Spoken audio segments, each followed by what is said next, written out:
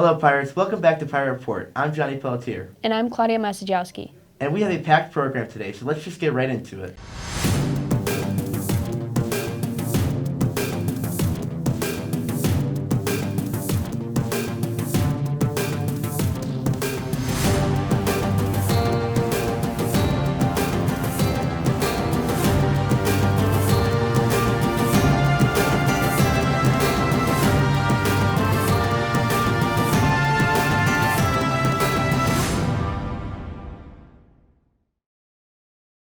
Love is all over the month for February. Let's show Mary Grace if she puts that love to the test. Welcome to the game show where I find out, your host Mary Grace Nicholas, to find out which partner knows each other the best. The first contestants that I have are the Hibners. They have been going out for 18 years. Now let's find out which Hibner knows each other the best. My birthday is July 7th, 1975. July 7th. We're gonna go Sound of Music. I would have to guess The Notebook. I'm gonna go with my eyes. Oh, Her Smile. Pasta. Love my pasta. Oh, definitely Pasta. Like, helping out. I forget exactly what the right term for that one is. I should know these, I've taught this. Yeah, but having someone who helps out a lot. I think, I would say Hugs. Probably jewelry. Yes, yeah, some jewelry that he's given me. Her wedding ring? I would say just, well, we like to laugh. So I think making each other laugh. I think definitely just on a daily basis through her actions. Well, definitely I love you. We say that. I love you. April 29th, 1972. April 29th, 1972. My favorite movie? Wow, it's a good one. I'd say there's a lot of them. I'd say Raiders of the Lost Ark. Anything actions, like Star Wars, Avengers. Smile. His muscles. Let's see here. Steak. Steak? My love language? Hugs. Oh, affection. Prized possession. My skateboard. I'm gonna go with some old, like wrestling awards memorabilia. Just every day? How's it going? He says dude and awesome a lot. Wasn't that a competition? Mr. Hibner actually won ahead by 1 point in front of Mrs. Hibner. But that's all the time I have for you guys today for this game show. I'll see you guys for the next couple. And remember, I'm your host, Mary Grace Nicholas. That was actually hilarious. Now let's take a look on how Illinois' latest ban on assault weapons has impacted the community. Governor J.B. Pritzker recently signed House Bill 5522, which bans assault rifles in the state of Illinois. Reactions from the community have been varied. Felt a bit of relief almost, just like knowing that it would be that much harder for someone looking to harm others to get access to an assault weapon in Illinois. So they passed this law in the 11th hour with very little clarity and very little direction on how local police departments should operate. The bill makes it unlawful to deliver, sell, or purchase assault weapons and assault weapon attachments with the addition of .50 caliber rifles. The law is not being actively enforced in southern districts in Illinois, with many placing injunctions on the law on the basis of unconstitutionality. They're public servants, technically, so they don't get to choose which laws to enforce and which laws to not enforce, right? So I'm still really confident that this law is going to save lives. So I think there's some good intentions to it. Being a gun owner, you bear the absolute responsibility of being responsible to keep those guns locked up and make sure that they don't fall into the hands of someone that should not get them. We spoke with our school resource officer to see how our school is handling safety during this time. We try to de-escalate conflict. We try to talk with students, and force is the last thing an officer wants to use, especially in a school. Unfortunately, there are situations where you can't gain compliance by words. And if it comes down to safety to students and staff, I will never jeopardize that. So in the most extreme situations, a school officer may have to use force to restrain a student or staff member to make sure everyone's safe. Thanks, Ishika, for informing us more about the community. Now let's head over to John and check up on our seniors to see how they felt about their high school experience. My name is Ishika Mishra. My name's Alex Cambone. My name is Grant Roggeman. Owen Michael Elliott.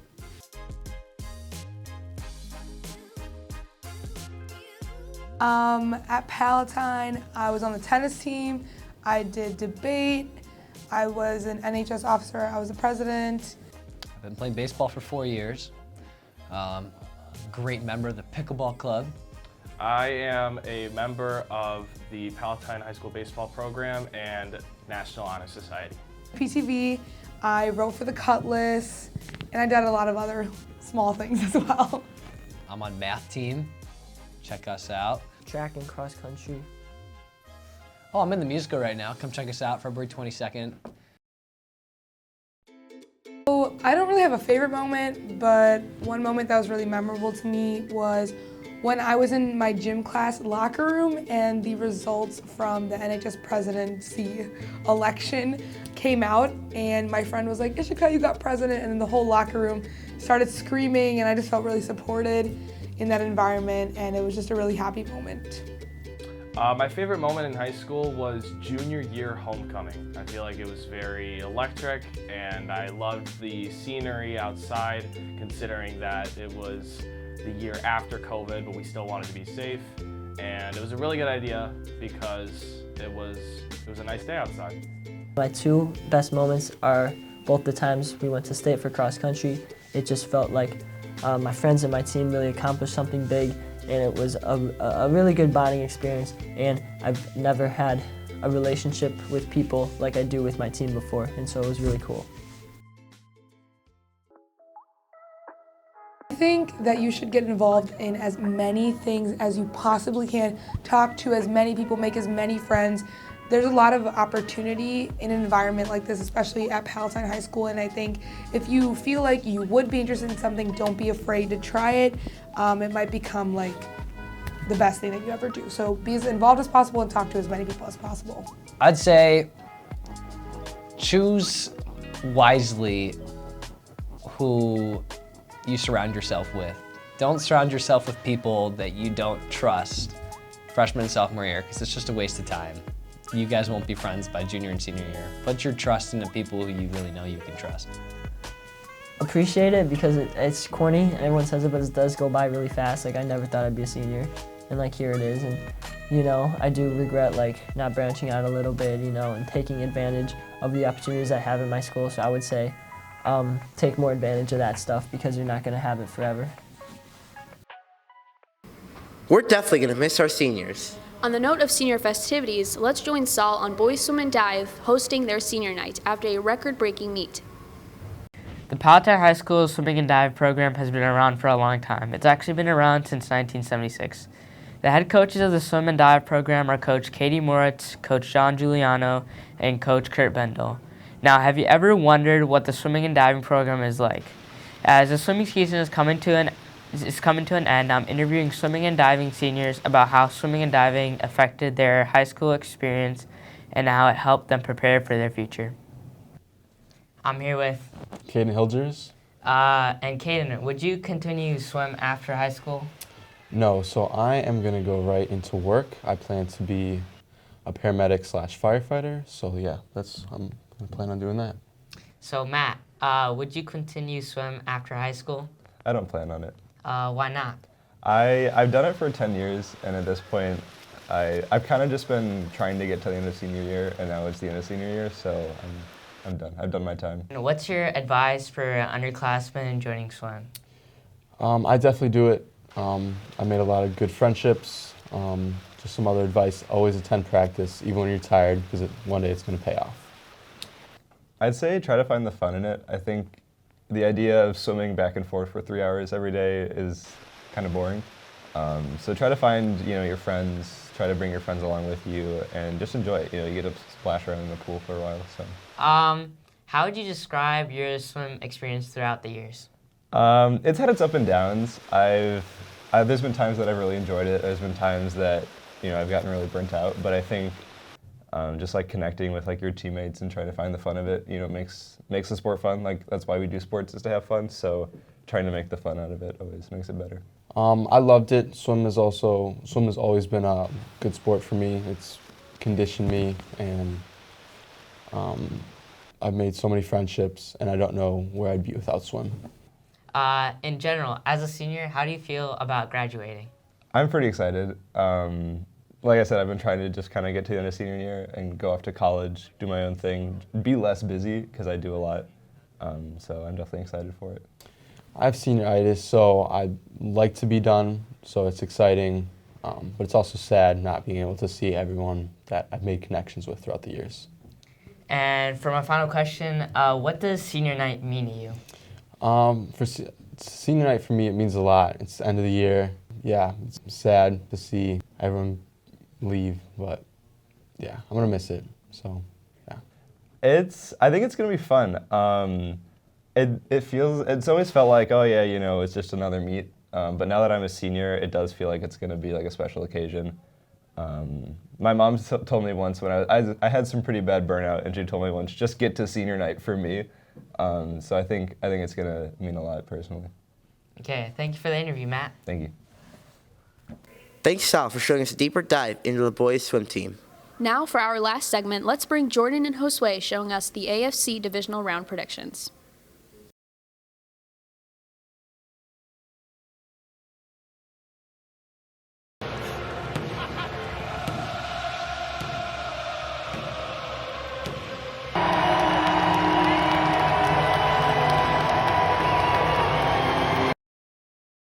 The odds of the Chiefs and Jaguars game are Chiefs going to win by 27 points. Do you agree with this? I don't. So how many points do you think they're going to win by, or do you think they're going to lose? Chiefs by 14 points. The Chiefs and Jaguars game are Chiefs winning by 27 points. Do you agree with this? Hell no. Okay. So the odds are, if you bet $400 on the Jaguars, you would win just even money. Do you agree with this, or no? Nah, bro. Jaguars are coming in clutch. They're going to win, and I think Jaguars are honestly going to the Super Bowl this year. Upsetting the Chargers, scoring 31 points in the second half. That's a lot of points, man. Can't look at Trevor Lawrence and think he's not like the GOAT. Okay, but the Chiefs' defense are a lot better than the Chargers' defense. That doesn't matter. Trevor Lawrence is about to throw some dots, like Jake was saying, and Zay Jones, Travis Etienne, they're about to go off. Okay, thank you. Okay, I'm here with Cole and Benthal. Okay, so the Jacksonville Jaguars are projected to lose by 27 points against the Kansas City Chiefs. Do you agree with this? I mean, there's definitely a gap, but you always take the underdog. That's pretty much how it works. Always go the underdog. Okay, what about you, Ben? I didn't hear the question. Okay, the Jacksonville Jaguars are supposed to lose over the Kansas City Chiefs by 27 points. Do you agree? No, I do not agree. Jacksonville, they got Trevor Lawrence. He's got the long blonde flow going. I think he got it in the bag. Okay, I'm here with Jose. All right, Josue. The odds of the Chiefs and Jaguars game are the Chiefs to win by 27 points. Do you agree with this? Yes, I think the Chiefs are going to win by a lot more than the Jaguars. I think the Jaguars are pretty good, but I don't think they'll be able to win against the Chiefs. Okay. Lawrence looking under pressure, throws wide open, making the catch. Marvin Jones for the touchdown.